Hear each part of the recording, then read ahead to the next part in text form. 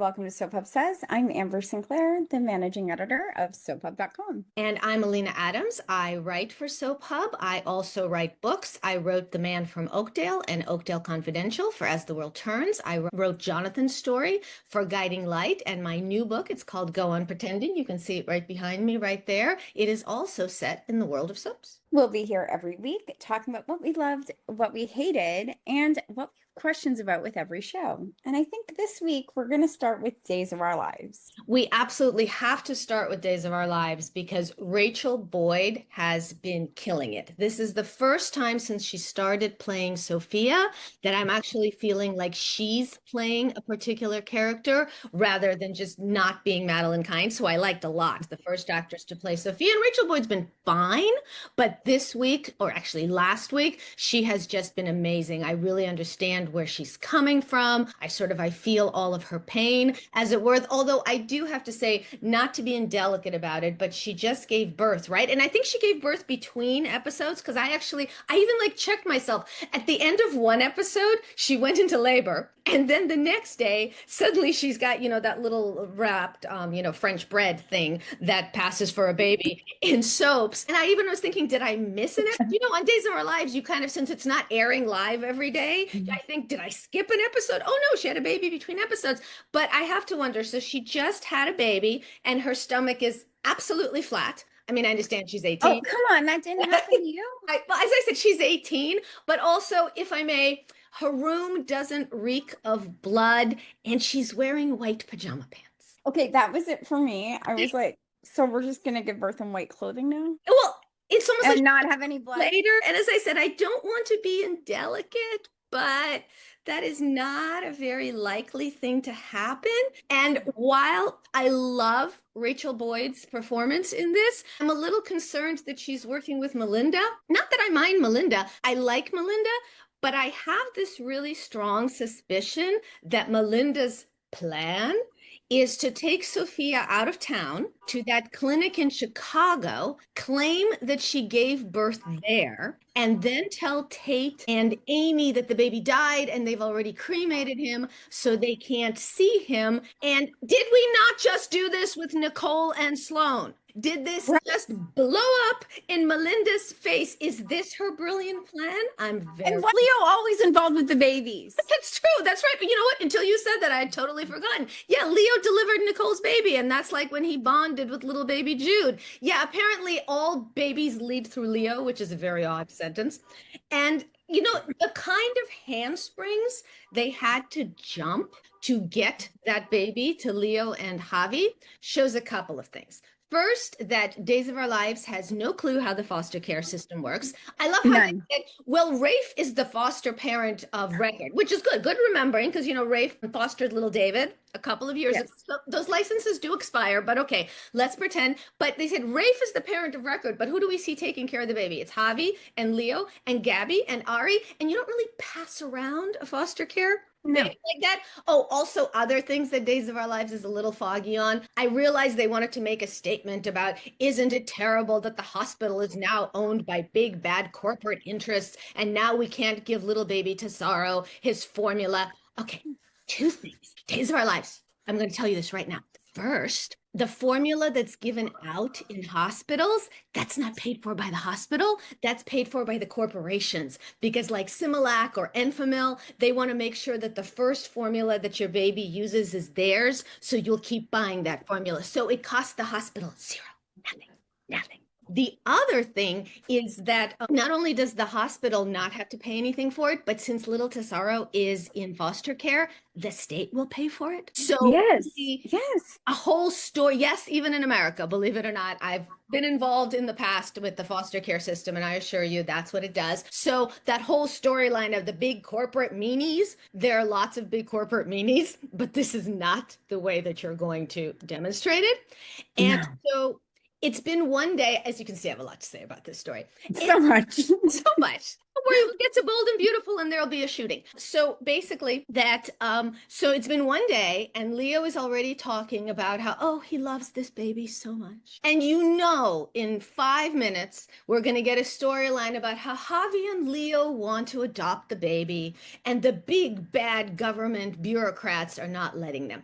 Well, you know how they don't understand the foster care system? Here's how they don't understand how adoption works either. First and foremost, Leo and Javi are not married. Now, you can adopt if you're not married. That can happen. Yeah. You can do a single parent adoption and then do a second parent adoption. There's all sorts of things. But also, it helps if you haven't been together for, oh, I don't know, 2 seconds. You're really going to show to a judge, oh, we're a super steady couple. Look at Leo's background. I mean, we don't know about Javi's, but yeah, that. So they're not married. They don't have a home. They don't have No, a home to live in.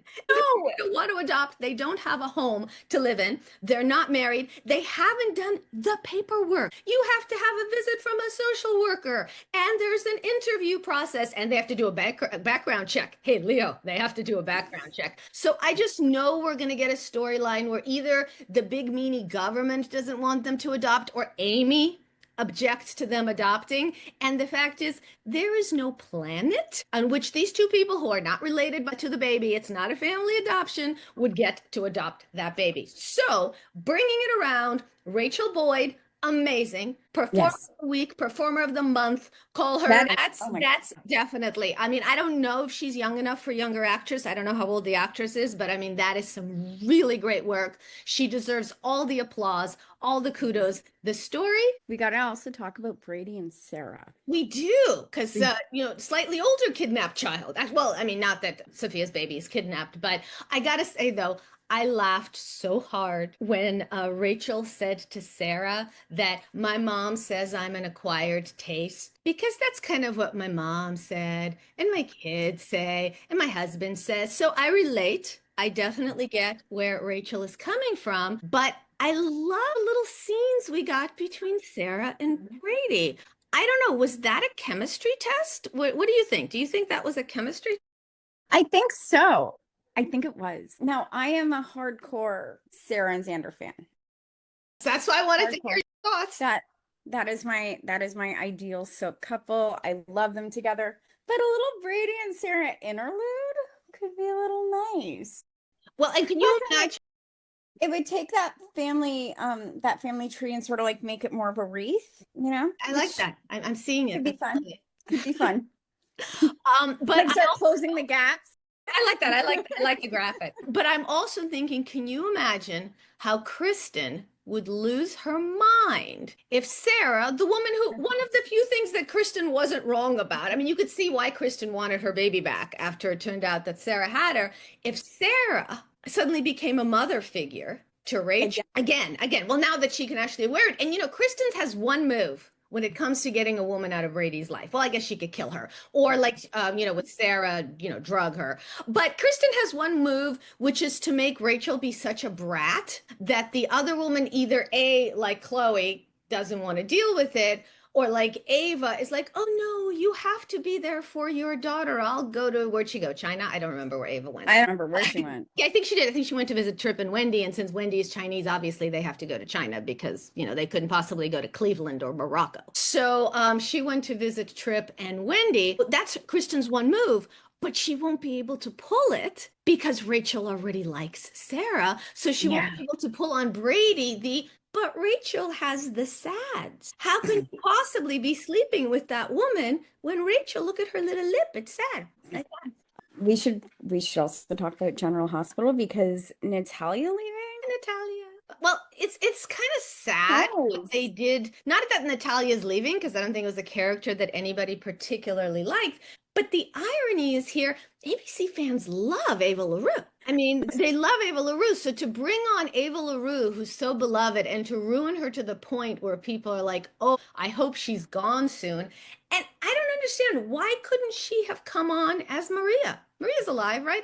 Yeah, when All My Children ended, Maria was alive. We know they're in the same universe because we've had Walt Wiley come over as Jackson. We've had Finola Hughes, who actually started as Alex on All My Children. and then ended up as Alex on General Hospital. We've had Sky from All My Children pop up on General Hospital, where suddenly she's Alan's daughter. Sure. We Yeah. had her mother, Ray, Linda Dano, pop up on all the ABC soaps. Remember that time Linda Dano was just in, I think it was like in Just 99 or so? so popping. Yeah. Yeah, she was soap hopping. So we know they're set in the same universe. If you got Ava LaRue, why not bring her on as Maria? She's a doctor. You know what doctors do? Oh, you know where doctors work? There's a place where doctors work. And I believe it's the place that is the title of the show. So we just had a little technical difficulty here for those who are wondering, why did we freeze? It's because Yeah. it's not because we were so busy pondering where doctors work. We both kind of doctors work, but we And have it's to, grocery stores, right? It's yeah. grocery stores.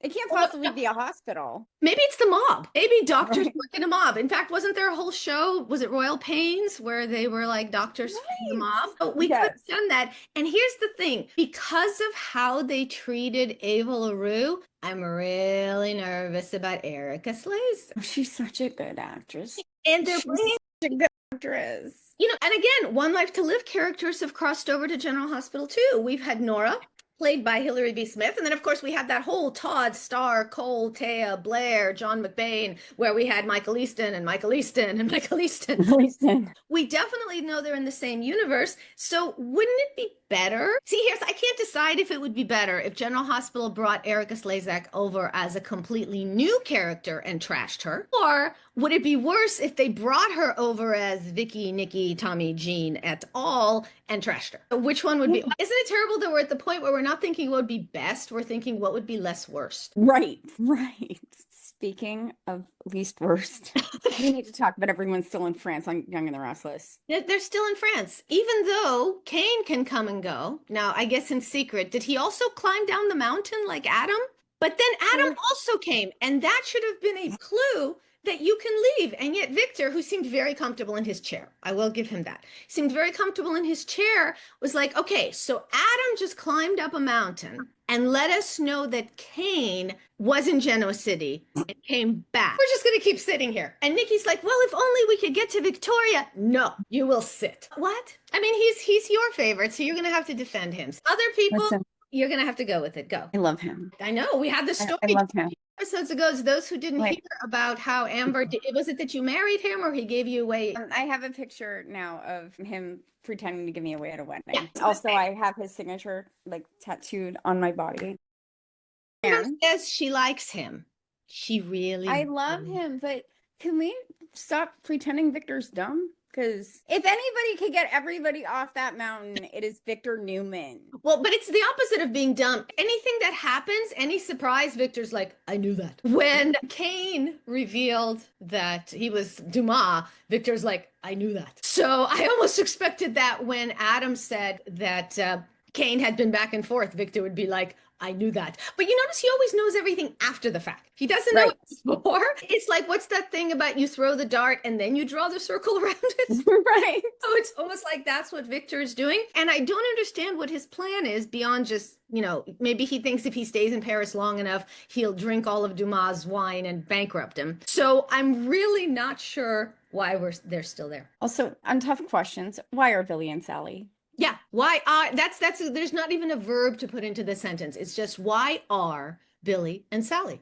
Because there's no chemistry. There's nothing that These are two people who have chemistry with inanimate objects. So these two actors have chemistry with everybody except each other. Yeah, and they obviously don't trust each other. Because Sally and Billy don't write a contract, which, by the way, a contract written on your hand is not really a legal document. I thought I'd throw that out there as well. And Sally, you think, would know that. But they exchanged I love yous, dated. What is happening? Can you tell me, can you give me a verb for what is happening with Sally and... They were just like a situationship. I didn't even realize that they were like together in the I love you way. Yeah, I thought it was just, he had nothing better to do, personally. I mean, otherwise he has to get a company from Cain that Cain does not even have. But to be fair, Phyllis feels the same way. So that's not a uniquely Billy thing. And Sally was Sorry, the camera turning off. I'm not sure if that's about. Every time you come back, we're look, it's Amber. She's back. Right? We've been having some technical problems with this podcast. So yeah, this week it's not been a great technical week. It's been a Gremlins kind of week. But back to Billy and Sally. Why is Billy and Sally? They don't trust each other. They have no No. chemistry. So they've just said, I love you. I think it's because they read it in a I think so. I thought that they were only sort of like flirty because they had been cheated on by Adam and Chelsea and they were trying to like get revenge. I didn't Yeah. realize that it had gotten to like this point. But so much of The Young and the Restless happens off screen. For instance, Cole and Vicky reunited off screen. This hurts me so bad. Were you a big fan of theirs? I am so sick of Victoria having to be the ice queen. I mean, in her relationship, she's not an icon. She and Nate were pretty hot. I mean, she and Nate were purely just sex, weren't they? I don't understand why people. She was really hot with me. She was really hot. I was really hoping that Cole would be her, like, because they brought him back and they made such a huge deal of it bringing him back. I was like, oh, this is their plan for Victoria. No, the plan is to have her kiss him, tell her she loves him, and then die. So he loves her off screen. Whatever Billy and Sally have going was off screen. Danny and Christine are so happy. They're so very, very happy. Daniel said, being around you guys, you're so happy. We'll have to take Daniel's word for it because we haven't seen it. But the most important thing is whatever Mariah did off screen. Oh my God. I figured it out. You know the show Stranger Things? Yes. You know, whenever Elle goes into the upside down, it's just a black void. I think Mariah went into the upside down. And because she was clutching a pillow, I think she went into the upside down and she stole a pillow. That has to be it because that's the only thing that makes sense here. And, we saw her smothering, we think, Michael Swan. And here's the thing. Michael Swan has a very strong soap opera pedigree. Michael Swan was on As the World Turns for years as Duncan. Michael Swan was also, a lot of people don't know this fun fact, he was in the pilot for Falcon Crest, the pilot. He would have played Richard Channing, but then that pilot was completely scrapped and a lot of people were recast. There was a different Maggie and Chase in that pilot as well. So Michael Swan, he's worked a lot for Kenneth Johnson, who's done like The Bionic Man, The Bionic Woman. He's in the miniseries V. He's been in The Incredible Hulk. Loved him in V. I loved him in V. Michael Swan is not a man that you hire to just be a body laying on the couch to be suffocated. I assume there's got to be a lot more to whatever it is that happened to Mariah in the Upside Down. I will be so disappointed if the only thing we see of Michael Swan is going, hello, I am a creepy old man, kind of stood like that, and then being a dead body under a pillow. So I hope that whatever happened off screen will actually sometimes happen on screen. And that is my general wish for The Young and the Restless. The Young and the Restless is the interesting things happening off screen.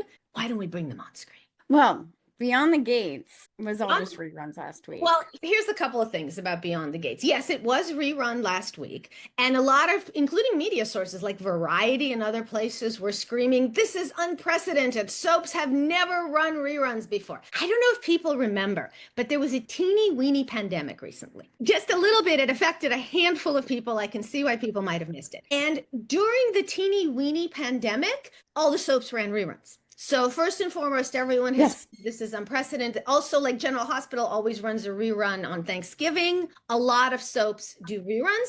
The reason I was kind of bothered by the reruns for Beyond the Gates is they just reran the first week. I understand what they were thinking. They wanted to lure people in and they wanted to give them the beginning. But the problem with the first week is it really wasn't very exciting.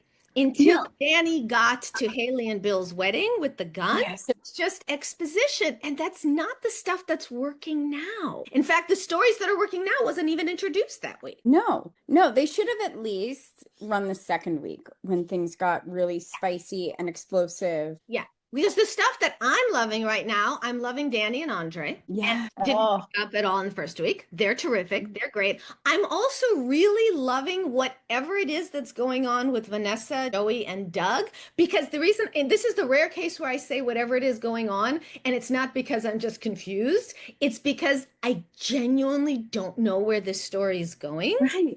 And it's really got my attention. And that story wasn't in the first week either. So the first week that they reran wasn't their best episodes. And then if people will tune in, this week, that week didn't set them up for this week. No, not at all. They should have done, I know they haven't been on long, but they should have done a best of. Like the Yeah. first time Danny and Andre. Yeah, they should have, because Yeah. when I worked at ABC, when the show that was Loving transitioned to the city, they did a bunch of reruns in between. I believe it was called A Daytime to Remember, and I think Reba McEntire hosted it. They really did choose the best episodes from each shows. They did, like, the Ice, some stuff from the Ice Princess story from General Hospital. They did Vicky's personalities on One Life to Live. They did some Tad and Dixie stuff from All My Children. They really Yeah. did do a best of, and they just shot interstitials to explain what was going on. And I think you're absolutely right. I think they would have Yeah. done much better if for these 5 days, instead of just showing the first 5 days, they showed the episodes that lead you into this week so you could just jump right in.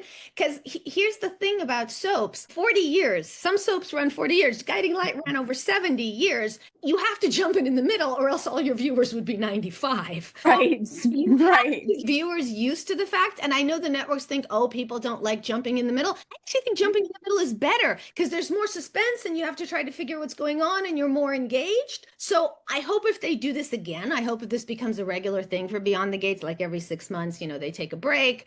I hope that next time they'll consider your suggestion and they'll do a best of rather than just a random week. And now it's time for my favorite part of this podcast. I understand. It's why everything's been building up to this. The Amber. bold and the Oh. beautiful. Bold We and- have had not one, but 3 shootings. Thank you, Luna. I guess, and Liam. So tell me, I want to hear your thought. I want to live live in Amber's heads as those shootings take place. Tell me what you were thinking. I find it wildly entertaining that Sheila was shot in the foot. Is she going to lose another toe? We'll see. Liam being shot. Okay, here's what I think is going to happen. Liam has been shot. He's been shot in the chest. He's going to have to be taken in for surgery. Somehow, some way, they're going to realize that they can, during surgery, also remove the tumor on his brain. He's going to come out unscathed. We're told that someone's going to die this Just go up through the throat. Right? Like 3 people are being taken into surgery and only one of them does not survive. Now, as much as I would like to say, oh, Luna is going to be the one that doesn't survive, that's boring. Sheila dying because of a wound to her toe, that's unrealistic considering she cut the other one off herself. Maybe it's when, you can live with 9 toes, you can't live with 8. Now, you know how I feel about Scott Clifton. I adore Scott Clifton, the actor, but Liam, the character. Did you like him on General Hospital? I loved him on General Hospital. I even have had moments where I have been down bad team Liam. Okay. Like I really have. But ever since they broke up, him and Hope got with Thomas, and Liam tried to kiss Steffi instead of, moving on to the 8 billion other people. I'm like, meh. Like, if I had to pick which one doesn't survive surgery, I'm like, oh, look, the brain cancer isn't the thing that will kill him. Well, maybe when they put him under anesthesia, it kills the cancer, and we'll have a new cure for cancer. So really, it's all good. I just, like, Luna dying, like, she just finally got to be really bad. And now that they're cleaning up Sheila, we need a baddie. Well, here's the thing, though. If Sheila dies, she doesn't really die. No, but maybe Luna can carry on that legacy of I'm dead but not dead. Okay, that's a good point. Right? But yeah, so it's going to be, the doctors are going to be Bridget, Grace, and Lee. Obviously, Bridget will have to be the one that deals with Luna because Grace is going to take Liam and Lee will take Sheila, right? Is what I think is going to happen. That's interesting. I'm liking. Keep going. So if I was Lee, I would kill Sheila. Yeah. I'd be like, but here's my subtle. chance. The toe got infected. Yeah, the toe got infected and she died. Sorry, I couldn't save her. I know that she was only shot in the toe, right? If I was Bridget, I would do literally nothing to save Luna after all she's done to Steffi, right? If I was Grace, who I think might be poisoning Liam, I wrote a speculation on that. I'm like, maybe, because remember she was in Finn's office the other day and she kept getting all those texts. I was like, what's going on? Are you being blackmailed, sweetie? That'll be something. So anything that happens, the answer is like, that would be something. Yeah, right? So maybe Grace is like, here's my chance to kill him and not get caught. So I think it depends on who goes into the operating room with who, but kind of thinking of the death might be one of the doctors being like, oopsies. Oh no, I dropped my scalpel in and it cut their heart. These things happen. I have special malpractice insurance for that, for the droppy scalpel. Right? So I was just so excited for you that there was shooting, that was really like all I could think about. So, all right, as we can see now, Amber is frozen yet again. We're not really sure why. So I'm just going to sign off for now. Oh, she's unfrozen again. I'm Alina Adams. My book is called Go On Pretending. It's set in the early days of soap operas, and you can see the cover right here behind me, along with my other books. And I'm Amber Sinclair, managing editor of soaphub.com. You can find me here every week or on TikTok under the username Destroy the Canvas, where I showcase my little art.